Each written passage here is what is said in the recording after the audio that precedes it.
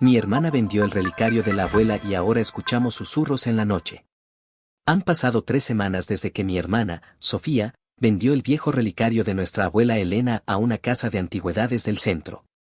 Sé que suena materialista, pero ese relicario no era cualquier baratija.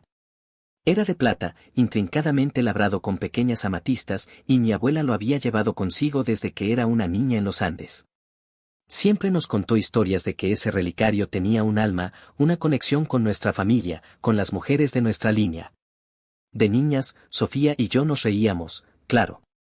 Mi abuela era una mujer dulce pero con sus peculiaridades. Ahora, ya no me río. Sofía siempre ha sido la más práctica, la que tiene la cabeza en los negocios. Yo, en cambio, soy más sentimental, más apegada a las cosas que tienen historia. Cuando la abuela Elena falleció hace un año, la casa quedó dividida. Mis padres decidieron que nosotras nos quedaríamos con algunos objetos personales, cosas pequeñas pero significativas. A mí me dejó su diario de recetas y una pequeña caja de música. A Sofía, le dejó el famoso relicario.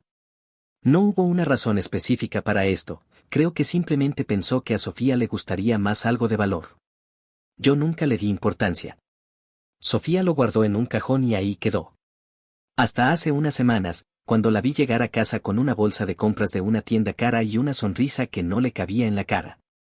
¿Qué tal te fue?, le pregunté, mientras dejaba mis libros sobre la mesa del comedor. ¡Y genial!, exclamó. Vendí esa cosa vieja de la abuela.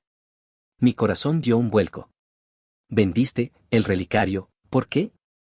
Ay, Mariana, no te pongas así. Era solo un trasto viejo, y me dieron una buena suma por él. Necesitaba un dinero extra para mis cosas. No quiso entrar en detalles, pero sé que últimamente ha estado gastando mucho en ropa y salidas. Traté de razonar con ella. Le expliqué que no se trataba del valor económico, sino del valor sentimental, de la historia familiar que representaba. Le recordé las historias de la abuela, aunque siempre las habíamos tomado a broma. Sofía puso los ojos en blanco.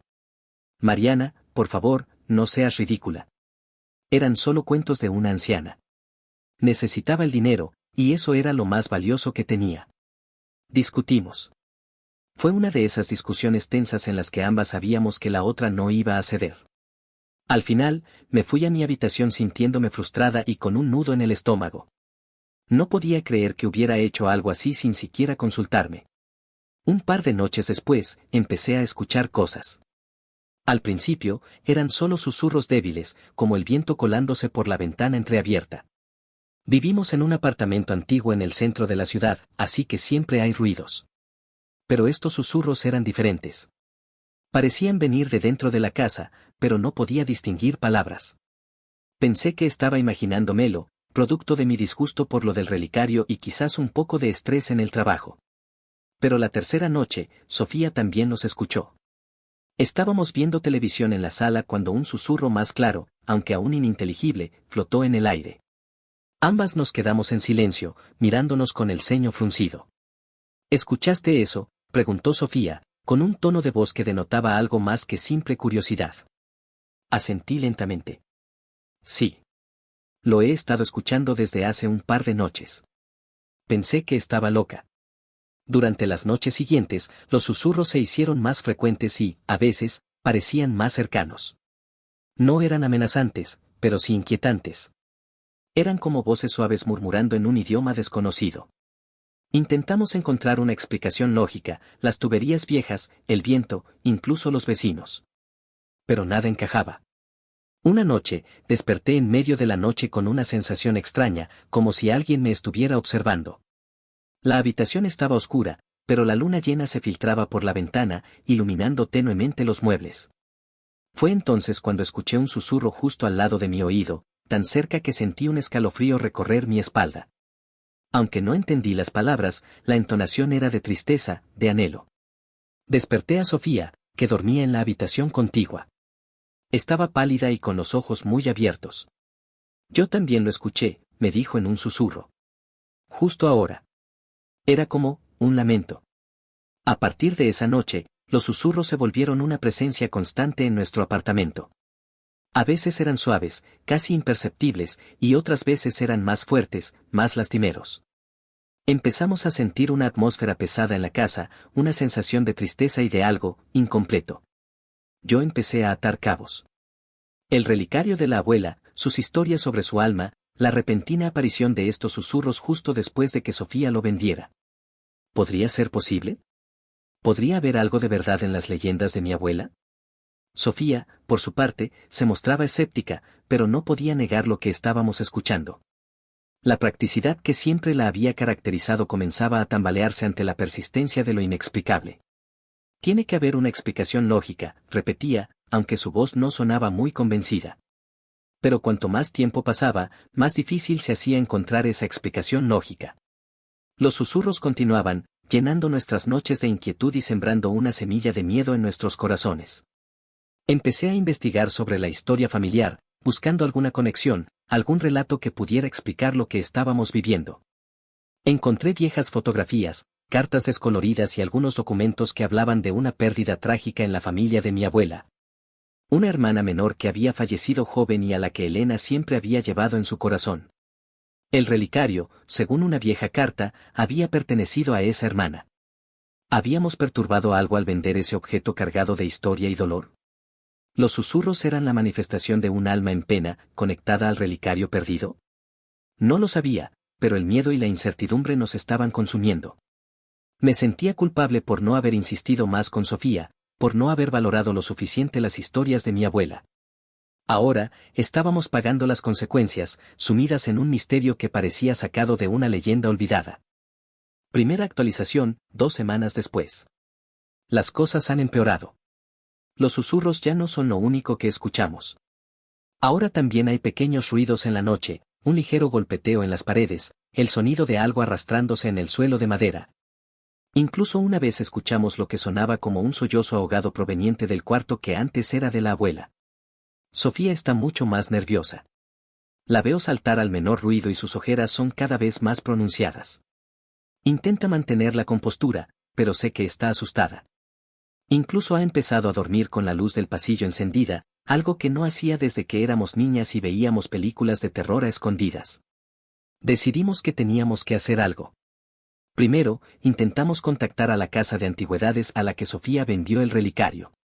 Quería explicar la situación, ofrecerles más dinero si era necesario, con tal de recuperarlo. Pero se negaron a decirnos a quién se lo habían vendido, alegando privacidad del cliente. Sofía se puso furiosa, pero no había nada que pudiéramos hacer. Luego, recurrimos a lo más lógico, revisamos la casa de arriba abajo en busca de alguna fuente para los ruidos. Pensamos en ratones, en corrientes de aire extrañas, incluso en alguna broma pesada de algún vecino, aunque esto último parecía muy poco probable. No encontramos nada. Desesperada, empecé a buscar en internet relatos de maldiciones familiares, de objetos con historias oscuras, de fenómenos paranormales. Encontré foros llenos de gente con experiencias similares, aunque también muchos escépticos que ofrecían explicaciones racionales para todo. Entre todos los relatos, hubo uno que me heló la sangre. Una persona contaba cómo la venta de un objeto familiar antiguo había desatado una serie de eventos inexplicables en su hogar, incluyendo susurros y ruidos extraños. Hasta que el objeto fue recuperado. Le mostré el hilo a Sofía. Al principio, lo leyó con escepticismo, pero a medida que avanzaba, su rostro se fue ensombreciendo. Al final, guardó silencio, pensativa. No sé qué pensar, Mariana, me dijo finalmente. Sigo creyendo que debe haber una explicación lógica, pero, esto es demasiado raro. La noche siguiente fue la peor hasta ahora. Los susurros fueron casi un murmullo constante, como si muchas voces estuvieran tratando de decir algo a la vez. Los golpes en las paredes se hicieron más fuertes, más insistentes. Y alrededor de las 3 de la madrugada, ambas escuchamos un nombre, pronunciado en un susurro claro y doloroso, Isabel. Ese era el nombre de la hermana menor de nuestra abuela Elena, la niña que había fallecido y a quien perteneció el relicario. Nos quedamos paralizadas en nuestras camas, con el corazón latiéndonos con fuerza en el pecho. Ya no podíamos negar que algo extraño estaba sucediendo, algo que trascendía cualquier explicación racional. A la mañana siguiente, Sofía estaba decidida. Tenemos que encontrar ese relicario, dijo con una firmeza que no le había visto antes. No sé cómo, pero tenemos que hacerlo. Si esto tiene algo que ver con él, no podemos seguir viviendo así. Empezamos una búsqueda exhaustiva. Llamamos a todas las casas de antigüedades de la ciudad, describiendo el relicario, preguntando si sabían algo. Fue como buscar una aguja en un pajar. Nadie recordaba haberlo visto después de la venta inicial. Decidí intentar algo más personal. Recordé que mi abuela tenía una amiga muy cercana, la señora Carmen, que vivía en un pueblo cercano. Siempre habían compartido historias y secretos. Pensé que quizás ella sabría algo más sobre el relicario, sobre su historia y su posible significado. Tomé un autobús y viajé hasta el pueblo. La señora Carmen, una anciana amable con una memoria sorprendente, se alegró mucho de verme. Le conté lo del relicario y los extraños sucesos que estábamos viviendo. Su rostro se ensombreció al escuchar el nombre de Isabel. Me contó que el relicario no era solo un adorno. Era un regalo que Isabel le había hecho a Elena poco antes de fallecer, un objeto que contenía un pequeño mechón de su cabello y una fotografía descolorida. Para Elena, había sido un recuerdo preciado de su hermana, un vínculo tangible con su pasado. Elena siempre decía que sentía la presencia de Isabel cerca cuando sostenía el relicario, me contó la señora Carmen con voz suave. Decía que era como si una parte de su alma estuviera allí. Al escuchar estas palabras, todo encajó. El anhelo en los susurros, la tristeza que percibíamos en el ambiente, quizás estábamos sintiendo el lamento de un alma que había perdido su conexión con el objeto que lo ataba a este mundo. Le pregunté a la señora Carmen si sabía a quién podría haber sido vendido el relicario después de la casa de antigüedades. Ella no lo sabía, pero me sugirió que buscara a un coleccionista de antigüedades muy conocido en la región, un hombre llamado Ricardo Vargas, que a menudo adquiría piezas interesantes de esa casa. Volví a la ciudad con una nueva esperanza y el nombre de Ricardo Vargas grabado en mi mente. Ahora teníamos una pista, una pequeña luz en medio de la oscuridad que se había apoderado de nuestras vidas. Sabía que encontrar al señor Vargas y, con suerte, el relicario, no sería fácil, pero estaba dispuesta a hacer lo que fuera necesario para devolver la paz a nuestro hogar y, quizás, liberar el alma de Isabel. Aprovecho esta pausa para recordarte, si te gusta mi contenido, suscríbete, eso me ayudaría un montón. Ahora sí, continuemos. Segunda actualización, un mes después de la primera. La búsqueda de Ricardo Vargas resultó ser más complicada de lo que esperaba. No aparecía en ningún directorio telefónico y su dirección era difícil de rastrear. Finalmente, después de preguntar en varias tiendas de antigüedades, un comerciante me dio una pista. Vargas solía frecuentar una subasta de objetos antiguos que se realizaba una vez al mes en las afueras de la ciudad. La subasta era al día siguiente. Sofía y yo decidimos ir juntas. Ambas estábamos nerviosas y tensas, pero había una determinación silenciosa entre nosotras. Al llegar, el lugar estaba lleno de coleccionistas, comerciantes y curiosos. Recorrimos los puestos, buscando alguna señal del señor Vargas o, incluso por un milagro, del relicario. Después de un par de horas, cuando ya empezábamos a perder la esperanza, lo vimos. Un hombre de mediana edad, con barba canosa y gafas de montura dorada, examinaba con atención una pequeña caja de madera en uno de los puestos.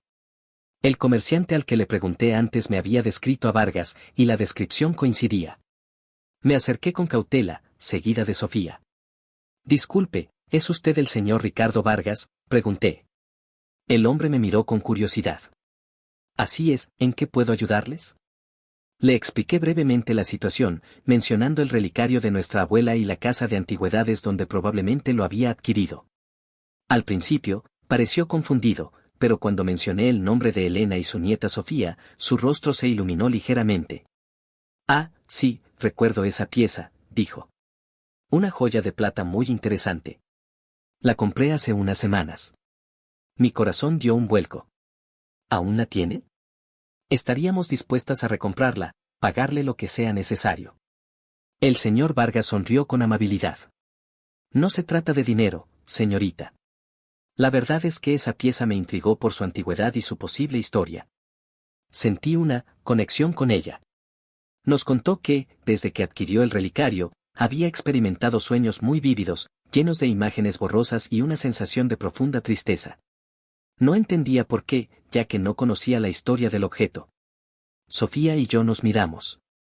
Era como si el relicario estuviera afectando también a su nuevo dueño. Le contamos la historia de nuestra abuela Elena, de su hermana Isabel, y de los extraños sucesos que estaban ocurriendo en nuestro apartamento. El señor Vargas escuchó atentamente, con una expresión de creciente asombro. Al terminar nuestro relato, guardó silencio por un momento. Luego, suspiró y dijo, creo que entiendo. He sentido algo diferente con este objeto. Algo que no puedo explicar. Para nuestra sorpresa, el señor Vargas accedió a devolvernos el relicario. No quiso dinero a cambio. Dijo que sentía que no le pertenecía, que su lugar estaba con nosotras, con la familia de Elena e Isabel. Esa misma tarde, volvimos a casa con el relicario. Lo limpiamos con cuidado y lo colocamos sobre la mesa del salón, en el mismo lugar donde mi abuela solía guardarlo. El ambiente en el apartamento pareció aligerarse de inmediato. Los susurros no cesaron por completo esa noche, pero sí se volvieron más débiles, menos insistentes. Durante los días siguientes, notamos una mejoría gradual. Los ruidos extraños disminuyeron y los susurros se hicieron más esporádicos y suaves. Parecía como si la presencia de Isabel se estuviera calmando, como si su alma finalmente encontrara un poco de paz al estar cerca de su recuerdo más preciado. Sofía y yo comenzamos a hablar más sobre nuestra abuela, sobre sus historias, sobre el valor de los objetos que nos conectan con nuestro pasado. Sofía incluso sacó el diario de recetas que yo había heredado y empezamos a preparar algunas de las comidas que la abuela solía cocinar. Era como si estuviéramos tratando de reconectar con nuestra historia familiar, de honrar la memoria de Elena e Isabel. Sin embargo, una noche, cuando creíamos que todo estaba volviendo a la normalidad, los susurros regresaron con una intensidad renovada. No eran tristes ni lamentosos, como antes. Esta vez, sonaban urgentes, casi desesperados. Y entre ellos, pudimos distinguir una palabra, repetida una y otra vez, peligro. Nos despertamos sobresaltadas, con el corazón latiéndonos con fuerza. ¿Qué significaba? ¿A qué peligro se refería el susurro? ¿Habíamos hecho algo mal al recuperar el relicario? La sensación de paz que habíamos empezado a sentir se desvaneció, reemplazada por una nueva oleada de miedo e incertidumbre. Parecía que el misterio de Isabel y su relicario aún no había terminado. Tercera actualización, 2 meses después de la segunda. Los susurros de peligro continuaron durante varias semanas, llenando nuestras noches de ansiedad. No sabíamos qué pensar, ¿estábamos en peligro real, o era solo la manifestación de la angustia de Isabel por algo más? Intentamos investigar más sobre la historia de la familia de nuestra abuela. Revisamos viejos documentos, hablamos con la señora Carmen y con otros familiares ancianos, buscando alguna pista sobre algún peligro pasado, alguna tragedia que pudiera estar relacionada con Isabel y el relicario. Descubrimos que la muerte de Isabel no había sido un simple accidente, como siempre se había contado en la familia. Según un viejo recorte de periódico que encontramos en un álbum de fotos, Isabel había muerto en un incendio en la casa familiar. El incendio había sido provocado y nunca se había encontrado al culpable. Este descubrimiento nos impactó profundamente. ¿Podría ser que el peligro al que se referían los susurros estuviera relacionado con este antiguo crimen? ¿Estaba el alma de Isabel tratando de advertirnos de algo más? Un día, mientras revisábamos las pertenencias de nuestra abuela, encontré una pequeña llave escondida dentro de la caja de música que me había dejado. No recordaba haberla visto antes. Intrigada, busqué por toda la casa alguna cerradura donde pudiera encajar. Finalmente, la probé en un viejo escritorio que había pertenecido a nuestro bisabuelo y que siempre habíamos mantenido cerrado. La llave giró y el cajón se abrió. Dentro, encontramos varios documentos antiguos, incluyendo el testamento de nuestro bisabuelo y algunas cartas. Pero lo que más me llamó la atención fue un pequeño libro de cuero, con páginas amarillentas y una caligrafía elegante. Era el diario de Isabel. Con manos temblorosas, empecé a leerlo. Las primeras entradas eran sobre su vida cotidiana, sus sueños, sus ilusiones. Pero a medida que avanzaba en las páginas, el tono se volvía más oscuro. Isabel escribía sobre discusiones en la familia, sobre tensiones por problemas de dinero y sobre un sentimiento creciente de miedo. En las últimas entradas, hablaba de alguien que la estaba amenazando, de alguien que quería hacerle daño. No mencionaba un nombre, pero describía a esta persona como alguien cercano a la familia, alguien en quien confiaban. También mencionaba haber descubierto un secreto oscuro sobre esta persona, algo que la había puesto en grave peligro. La última entrada estaba cortada bruscamente a mitad de una frase. Era escalofriante. Sofía y yo estábamos en shock. ¿Podría ser que la muerte de Isabel no había sido un accidente y que ella había sido víctima de un crimen, y que este secreto, este peligro, aún existiera de alguna forma? Mientras leíamos el diario, los susurros en la casa se intensificaron. Eran más fuertes, más urgentes, y ahora parecían dirigirse a algo específico. Seguimos los susurros, que nos guiaron hasta una vieja pintura colgada en el salón, un retrato de un tío abuelo que siempre nos había parecido sombrío y distante. Al tocar la pintura, noté algo extraño en el marco. Al inspeccionarlo más de cerca, descubrí una pequeña hendidura. Con cuidado, introduje la llave que había encontrado en la caja de música. El marco se abrió, revelando un pequeño compartimento secreto. Dentro, encontramos más cartas y documentos, y también un pequeño objeto envuelto en un paño oscuro. Era un prendedor de oro con una inicial grabada, la misma inicial del tío abuelo del retrato. Las cartas revelaron una historia terrible. Nuestro tío abuelo estaba endeudado y había intentado extorsionar a Isabel. Ella se había negado y había amenazado con revelar sus secretos. En un ataque de rabia, él había provocado el incendio en el que ella murió. Siempre había sido sospechoso en la familia, pero nunca se había podido probar nada. El peligro al que se referían los susurros no era una amenaza sobrenatural, sino la verdad oculta sobre un crimen pasado. Y ahora, al haber descubierto esa verdad, sentíamos una mezcla de horror y alivio. Parecía que el alma de Isabel finalmente podía descansar en paz, ahora que su historia había salido a la luz. Pero ¿qué debíamos hacer con esta información? Debíamos revelar el secreto familiar, exponer el crimen de nuestro tío abuelo, aunque hubiera ocurrido hace tanto tiempo y todos los involucrados estuvieran muertos. Era una decisión difícil, con repercusiones que no podíamos prever. La paz que habíamos anhelado parecía venir acompañada de una nueva carga, el peso de un secreto familiar oscuro y doloroso. Actualización final, 6 meses después de la tercera actualización. Después de mucho debatir y reflexionar, Sofía y yo decidimos que la verdad debía salir a la luz. No lo hicimos por venganza, sino por honrar la memoria de Isabel y por encontrar nuestro propio cierre. Contactamos a un historiador local y le mostramos el diario de Isabel, las cartas y el prendedor. Él se mostró muy interesado y nos ayudó a investigar más a fondo los registros de la época. Encontró documentos que corroboraban las tensiones financieras de nuestro tío abuelo y algunas inconsistencias en la investigación del incendio. Aunque no se pudo presentar ninguna acusación formal, debido al tiempo transcurrido y a la falta de pruebas concluyentes, la historia de Isabel se hizo pública. El historiador escribió un artículo detallando sus hallazgos, respetando nuestra privacidad en la medida de lo posible. La reacción de nuestra familia fue diversa. Algunos se mostraron incrédulos, otros se sintieron perturbados por la revelación. Pero hubo también quienes recordaban vagamente las sospechas que siempre habían rodeado a nuestro tío abuelo y que sintieron que finalmente las piezas del rompecabezas encajaban. Curiosamente, después de que la historia de Isabel salió a la luz, los susurros en nuestro apartamento cesaron por completo. La atmósfera pesada desapareció y una sensación de calma y tranquilidad se instaló en nuestro hogar. Parecía que el alma de Isabel finalmente había encontrado la paz al ser escuchada y al saber que su verdad había sido revelada. Sofía y yo cambiamos después de todo esto. Nos volvimos más unidas, más conscientes de la importancia de nuestra historia familiar y del poder de los secretos. Aprendimos que el pasado, aunque a veces doloroso, no debe ser ignorado, ya que puede influir en nuestro presente de maneras que nunca imaginamos. Conservamos el diario de Isabel y el prendedor como un recordatorio de su historia y de la importancia de la verdad.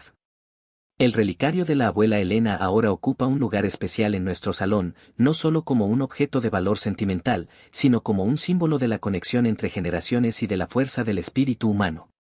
Aunque la experiencia fue aterradora y nos dejó cicatrices emocionales, también nos enseñó una valiosa lección sobre la resiliencia, el poder de la familia y la importancia de desenterrar las verdades ocultas, por dolorosas que sean. Nuestro legado familiar ahora incluye no solo las alegrías y los buenos momentos, sino también la historia de Isabel, una joven cuya voz fue silenciada pero que, a través de un viejo relicario y unos persistentes susurros, finalmente logró ser escuchada. Si llegaste hasta el final, por favor deja un pulgar arriba.